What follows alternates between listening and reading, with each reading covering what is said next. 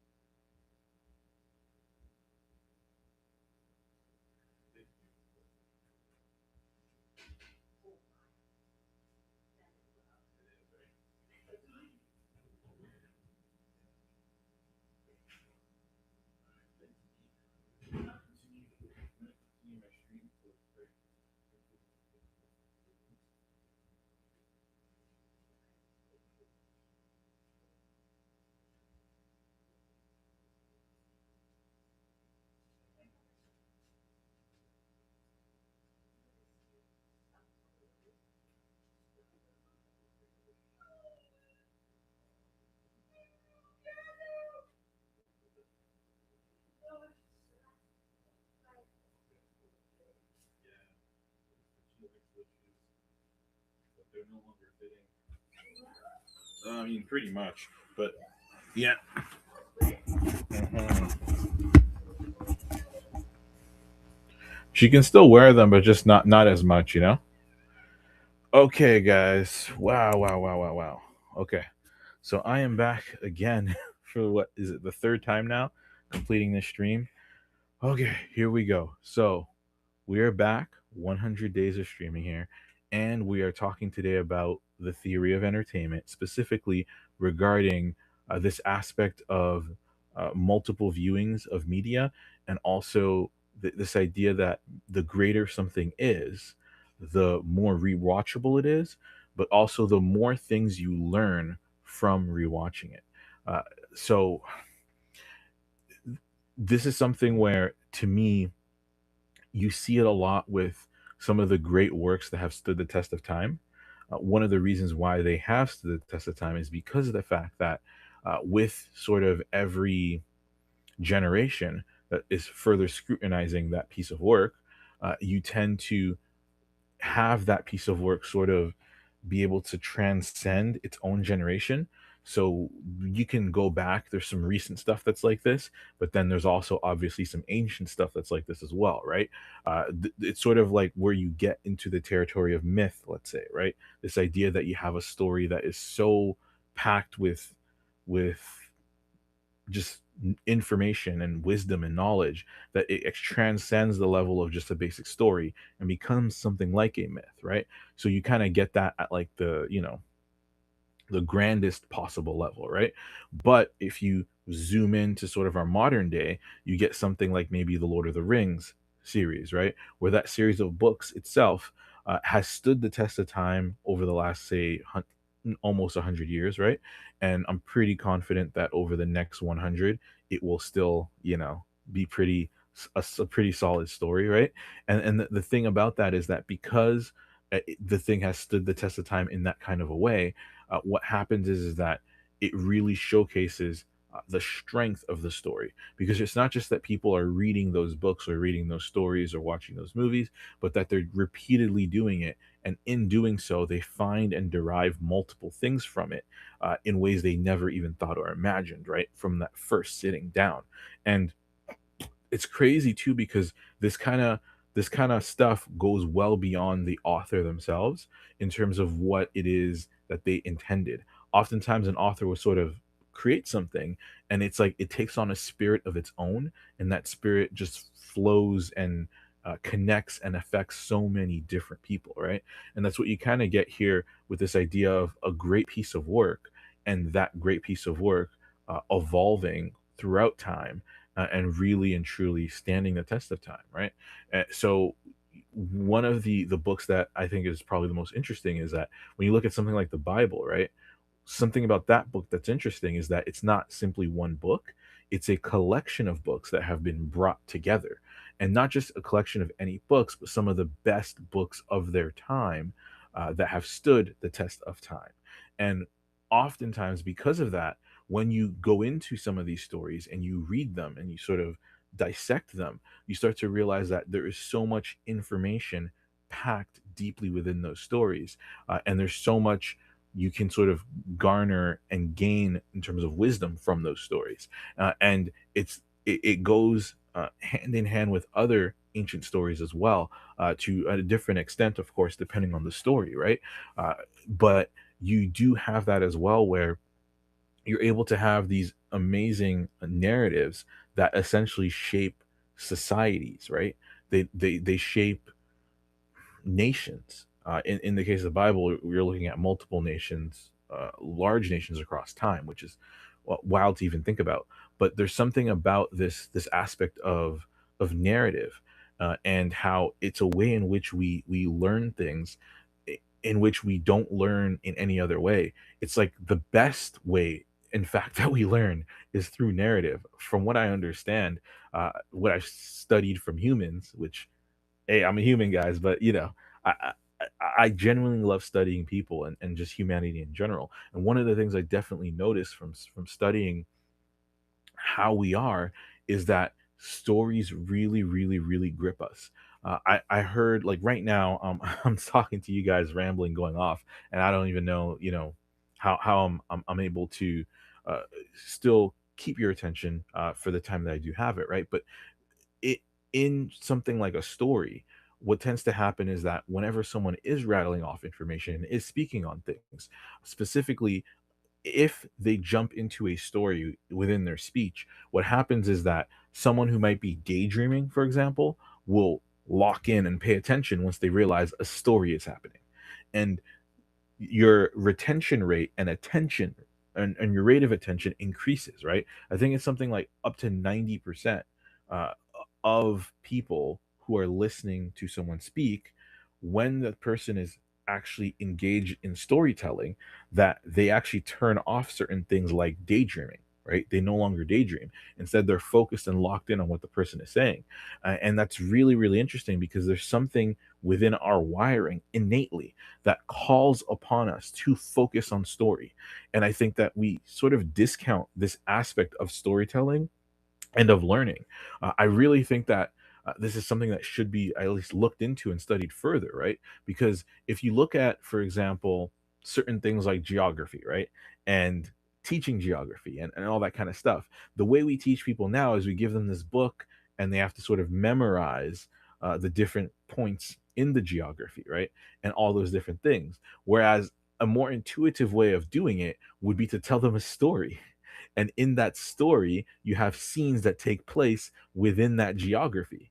And what that does is it allows someone to actually learn more about the geography itself. And at the same time, it also allows them to have fun in engrossing themselves in that story. And that fun factor is not just entertainment. The fun factor is your brain signaling to you that there's something here to pay attention to and to take in. It's easier to remember things that are funny. It's easier to remember things that are funny, to remember jokes. It's easier to remember things that are, engaging, right? And what more engaging of a way to teach someone geography than through a story, and a well executed story, right? So there's an aspect of how we sort of take the time to educate nowadays that unfortunately is old, antiquated in a sense, right? And I think that there's a way in which we can probably change that and transform that in a certain way by using some of these principles regarding how we actually learn. For example, through narrative. I find it very interesting that because we learn so much through stories, it would make sense that when going through school, even high school, that stories are incorporated at a much deeper level when it comes to teaching multiple different things within school. Maybe they're doing it now. I'm not sure, right? But at least from what I can remember, most things were not attached to a story. But when you do attach things to story and to narrative, it clicks more. It sticks in more, and the better the narrative, right? The more we actually want to repeat those viewings, right? And I guess that's the point of today's talk again is looking at something that is of quality, looking at something that is epic in a sense, right? When you're looking at these things and seeing how great they are, there's an aspect of it that involves you needing to learn something about it. And you don't really know until you ask yourself questions as you're watching it. Ask yourself questions after you're watching it. Talk to other people about it. And once you do this, you start to sort of gain an insight that is there that may not have been there before. And as you start to do this over time, over a long period of time, there's then you sort of develop this way of tuning your ears to wisdom, so that when you're taking part in almost anything uh, media related, right, that you're able to pick something up from it that you're actually able to pick up and bring with you for your day-to-day lives. And what I love is when we hit these moments in our society, at least, where there are these large shared stories that happen, right? So one of the great examples of that is when Avengers first came out years ago. That was like a large shared story within our culture, our community, because so many people had seen that movie that you can now say certain things like, these are the Avengers of boxing, and people know what you're talking about because of the fact that that story is such a large, impactful story in our time, right? And there's something special because great narratives allow for you to have a map to view the world in. And because that map is now there, sort of that mental map, what that does is you can now use that to navigate your own life, but you can also use it to help with someone else's navigation and help in communicating with someone else different details. I did a spoiler review recently of Spider-Man Brand New Day, and in that review, I'm talking about a lot of concepts and themes from the film, right? And oftentimes, one of the great things that you can do is when you're trying to sort of give an analogy to someone of something that you're trying to explain to them to make more sense, you can use a shared narrative that you both understand in order to get that message across. And that's a really cool aspect of these stories, right? Is you're able to do that. But in order to be able to do that with a story, typically you have to have seen the story a bunch of times or gone through the story a bunch of times. And oftentimes it's only worth doing that for great stories. In fact, the worse something is, the less things you can actually derive from that thing. It almost goes hand in hand. So when you have really, really, really bad films, really horribly produced, with just a horrible communication in terms of what the film is trying to get across, right? When you have those types of movies, you don't want to watch it again because you've already experienced the little that it has to offer. But ultimately, when you find yourself sitting down and thinking about the movie some more, you start to notice that the movie is getting worse and worse and worse as you think about it. And it gets more and more and more frustrating as well when you're thinking about that film. And what you start to realize here is that with these films in particular, the ones that I'm talking about here is these films that are bad or poorly constructed, right?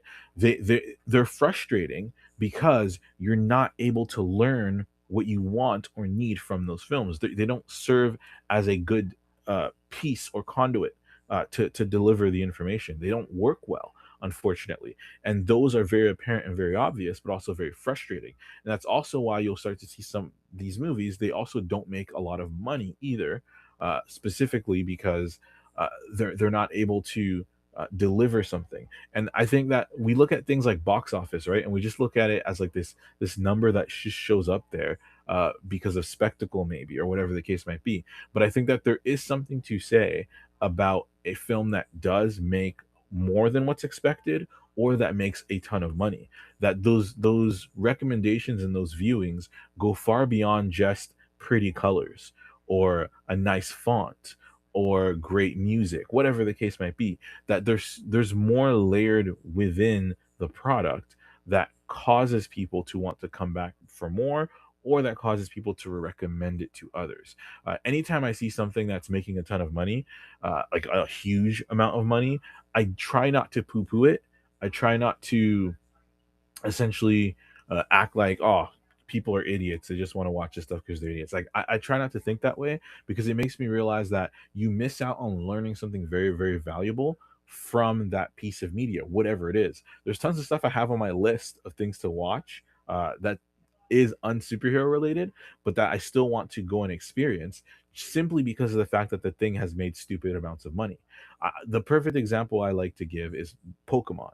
The game of Pokemon, I never grew up playing it. I didn't have a Game Boy until I was 19 or something, and that's only because I had easy access to it where I worked and was able to get games early where I was working at the time as well. And I was like, you know what? All this hype about Pokemon and all this hype about gotta catch them all. I might as well figure out what the hype's about. So at the time they had come out with, I believe it was Pokemon Gold and Silver, Heart Gold and Soul Silver. So they re-released these old Pokemon games, but they were on the Game Boy, I think DS or something. I forget the name of the Game Boy. And I remember popping in the game and playing it.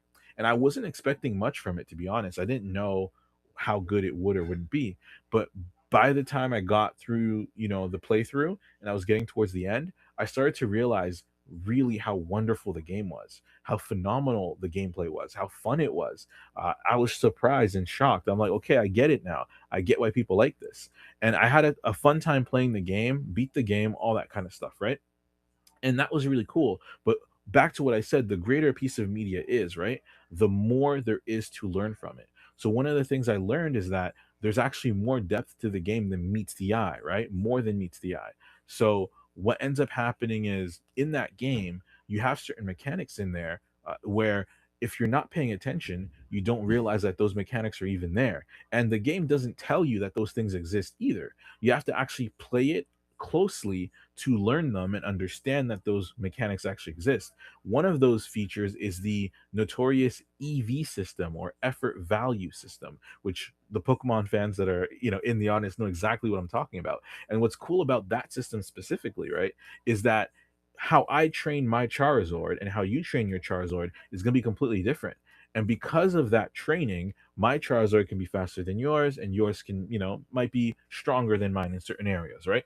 But nonetheless, that system is built into the game and it's working all of the time and it's accumulating all the time. And what it does, it creates this wonderful variety of different Pokemon on your own roster, but also on other people's roster. Now, I'm getting deep into Pokemon here, but I got to be to sort of express what I'm talking about because it took a long time for me to grasp and fully understand the EV system in terms of the the mechanics surrounding why you use it in certain ways, right? And how it's supposed to be how it's supposed to operate, right? Because it takes a while to train your Pokemon, all that kind of stuff, you know, hundreds of hours, right?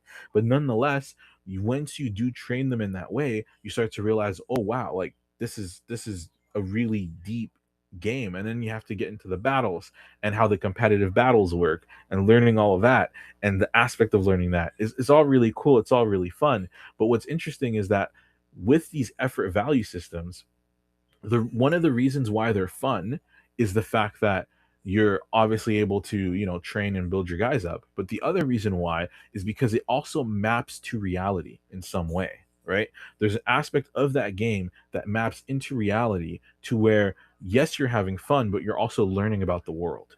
And one of the biggest lessons I've learned from EV systems or effort value systems is that in order to train a Pokemon, you need to go in an area where a lot of those Pokemon exist. So let's say I want to have a fast Charizard, I need to go to a place where a lot of fast Pokemon exist. And this is a principle in life. Like seriously, this is a very deep principle in life. You can see it all the way down to how uh, something like macro evolution, or sorry, micro evolution would work, right? So if you look at something like that, just in general, the main mechanic of evolution is environment and how the environment is shaping the animal, which again, Pokemon evolution, da, da, da, da. Anyways, you see that built into the game, but it maps into reality in the sense that, let's say you want to become a more energetic outgoing person, right? The best way to do that is get an environment where there's a bunch of energetic outgoing people. And what happens? You get better at that without even thinking about it to an extent. Let's say you want to become a more righteous person, you know, you want to live rightly, do good things, all that kind of stuff. Get into an environment where you have more people that live right and do things more honestly. What ends up happening is that those people rub off on you, right? And you're able to then gain those stats in the same way that if you are training your Pokemon to be faster, you get around a bunch of other Pokemon that are faster and you battle them and it trains that up.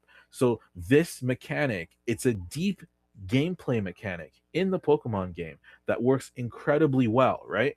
And it takes repeat playthroughs of the game, repeat playthroughs of the battle to even understand and grasp the concept fully, right? Hundreds, thousands of battles. But once it's grasped, sorry, you start to see how easily those mechanics map into reality. And at that point, you start to have what is called a unique understanding of the world that you're then able to sort of, you know, bring back and forth between your game and real life. And you can actually very much apply this to yourself and apply this to your life and transform and reshape your life. Just that one principle alone of hanging around people you want to be like, which comes directly from that game. But that comes from repeated exposure to the game. Now, if the game wasn't fun, if the game was boring, then you wouldn't do that repeat exposure. You wouldn't do that training required to build up effort value points, which I'm telling you, it's a lot of training. It takes a while, and it's annoying, right? But once you get that maxed out EV or effort value point Pokemon that you wanted, that you were looking to train for, you know, it's worth every. It feels like it's worth every second at least. Once you're battling and just smoking dudes uh, in different battles, right? And it gets back to this point of this idea of that fun factor, right? The fun factor that is in the game, the fact that it's fun is pointing you to where the engagement is, right? And what it is that you need to learn. And in order for you to be able to repeatedly do the thing, it has to be fun. So it's like it goes hand in hand almost, right? Now, if you were to design the effort value system and all that kind of stuff in a way where it was less fun, I believe that in it being less fun, it also maps to reality in a way that's also lesser. And in the same way, movies and films and narratives are also that same way, where if you design your film in a way that doesn't map well to reality, oftentimes what ends up happening is that it is less engaging, it is less entertaining, and in turn, it's something that you don't want to go back to, right? And we see that all of the time. The perfect example, just because, well, again, it's Spider-Man Brand New Day week, and we had multiple twists in that movie. I think it was two of them, right? At least two of them. And the mechanic of the twist within film is tried and true storytelling mechanic in movies, right? And the thing about it is that in order to execute a twist, you need to know how to execute a twist. There are principles surrounding the execution of a twist. For example, you have to see it coming, but not see it coming, right? In the sense that if you have a twist at the end of the movie, it can't come out of nowhere. You can't just all of a sudden have this hand come out of the sky and save everyone, right? You have to plant that seed earlier on. In the same way, you also have to plant, right, different seeds that are pointing to the twist in your story before the twist happens. And there are certain movies that do a poor job of doing this, and there are certain movies or even certain just stories in general that do a poor job doing this. And there are others that do a great job, right? And the point I'm making is that to the degree in which they execute on this principle properly, to the same degree is that product more entertaining, right? But also to the same degree is that product more, I guess, mapped to reality, right? The more it maps to reality. And what I mean by that is this, right? Typically in your twist, you if you have a twist where it's just out of nowhere, there's no context at all, and there's nothing building up to it, that's not useful for anyone, because it's just telling you that random things will happen in your life that you can't control and that you don't know about, right? Which in and of itself is its own purpose, right? But specifically, it's not a good twist. And that's not what a twist mechanic is meant to teach you. What a twist mechanic in a film or narrative is meant to teach you is that you need to pay attention more to the little things. Because by having those little things within your movie that are pointing to the twist, that person now has to go rewatch the film to see if they missed the things that were pointing to the very twist that is in the film. And it forces them to now relook at the same things that they thought were mundane and didn't matter, but now all of a sudden have more significance and more weight, right? And the better something is designed, the more it's going to reflect that and implement that in its work or piece of work, right? And I think this is so crucial and so important to pay attention to, because this is just one storytelling mechanic, right? One narrative mechanic. But when you're building a story in a film, you have hundreds, if not thousands, of these mechanics all working together neatly in order to make something compelling. And my case is that every single one of those mechanics points to something in reality that maps to your reality in some way and causes you to look at the world from a different perspective, in a different light, and behave accordingly. And the better a film is able to execute on these principles and on these things, the greater that film or piece of work, whatever it is, actually is. And again, the greater that thing is, the more rewatchable it is. And the more rewatchable the thing is, the more that you have to in turn learn from it.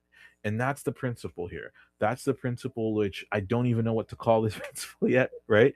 But it's this idea that the greater something is, right, the more there is to learn from it. The greater something is, the more there is to learn from it. And when you see something like a Spider Man Brand New Day come out and make $1 billion, it's because people are going to see it more than once. And the reason why they're going to see it more than once is because one, it's probably great, and two, there's a lot to learn. And if you're curious about some of the things that you can learn from Spider Man Brand New Day, I do recommend checking out my spoiler review that I did stream recently. But I will also be doing an edit to that review. And in that edit, it'll be more chopped up and precise. And you can also go and watch that on the channel. It'll be posted at some point throughout the week here. But nonetheless, with that said, guys, this has been another episode of Theory of Entertainment. I'm your man Lex. This is going to be a shorter stream for today because I gave, yeah, let's just say it's going to be shorter stream for today and possibly tomorrow as well, because I have a very huge date night tomorrow. So it'll be a shorter stream tomorrow as well. But I'm here. I'm glad we were able to make it. A lot of different streaming issues as well that I'm still figuring out. For example, my stream yesterday that I released for it was about almost 2 hours of recording. My software is showing me that I'm live, and then once I hit stop and I end the entire stream, turns out I wasn't live at all, and my thing is not on YouTube. But because of the design of the software, I do have a saved file of this, so I'll be able to at least upload that as a stream, and you guys will receive that once it's up. But yeah, if you're curious about that spoiler review, it's coming. It's on in the works. So hit the like button, subscribe, so that when I release that spoiler review, that you're ready, locked, and loaded to receive it. With that said, guys, I'm your man Lex. This has been day 8, I think. Yeah, I think it's day 8 of my 100 days of streaming. So I'll be back again tomorrow with some more, and so on and so forth. Love you guys, and I appreciate your time. And hopefully, I'll see you guys in the next video. Uh, this has been Theory of Entertainment, and remember, there's no such thing as entertainment. I really got to figure out my send off, eh? It's different every episode. All right, peace.